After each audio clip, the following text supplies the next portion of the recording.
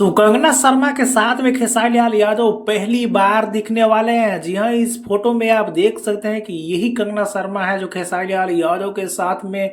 खेसारी लाल यादव का अब तक का सबसे बड़ा तगड़ा वीडियो शूट हो चुका है, जो मेरी स्क्रीन पे अभी आप साफ साफ देख सकते हैं। और कंगना शर्मा का हम इसलिए बात कर रहे हैं क्योंकि सोशल मीडिया पे बहुत ज्यादा चर्चे में रहती है और ट्रोल भी होती है। और ट्रोल भी होती है तो खास करके अपने कपड़े को लेकर उर्फी जायद हो गई, कंगना शर्मा ऐसे कुछ कुछ है एक्ट्रेस मॉडल करके, जो अपने दिखावे में कपड़े पहनावट के लिए बहुत ज़्यादा जानी जाती है और बहुत तरह के लोग ट्रोल भी करते हैं। और भोजपुरी में तो इस तरह के कपड़े का यूज भी कोई एक्ट्रेस या मॉडल नहीं करती है।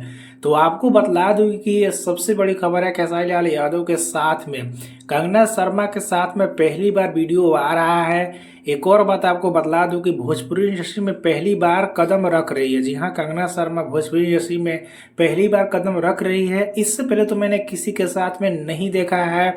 तो खेसारी लाल यादव के साथ में आपको पता होगा कि ऐसे बहुत सारे बॉलीवुड के भी एक्ट्रेस है, एक्टर हैं जो पहली बार कदम रखे हैं। और खेसारी लाल यादव ने अच्छे अच्छे गाने में ऑलरेडी भी काम किया है और उन्हीं में से एक है कंगना शर्मा, जो खेसारी लाल यादव के साथ में बहुत ही मजेदार तगड़ा सॉन्ग आ रहा है। इसकी लिरिक्स की, म्यूजिक की बात करें तो इसका कोई भी जानकारी नहीं दिया गया है कि इस गाने का कौन म्यूजिक बनाया है, कौन गाने को लिखा है। पर जो भी है आप सभी के बीच में बहुत जल्द आ रहा है वीडियो। जी हाँ, इस फोटो को पोस्ट करके उनके राइटर अखिलेश कश्यप ने बतला दिया है।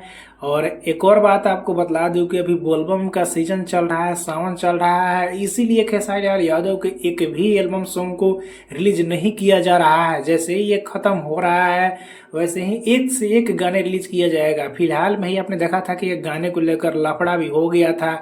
तो खेसारी लाल यादव एनओसी इसीलिए परमिशन नहीं दे रहे हैं क्योंकि जो बोलबम सॉन्ग है वैसे तो नहीं चल रहा है और कंपनियों का पैसा खर्चा हुआ है तो बर्बाद हो जाएगा। अगर नए गाने लाएंगे तो उसी पे आकर्षित लोग हो जाएंगे। बाकी आप सभी इस गाने को सुनने के लिए कितने एक्साइटेड हैं कमेंट में बताना ना भूलें।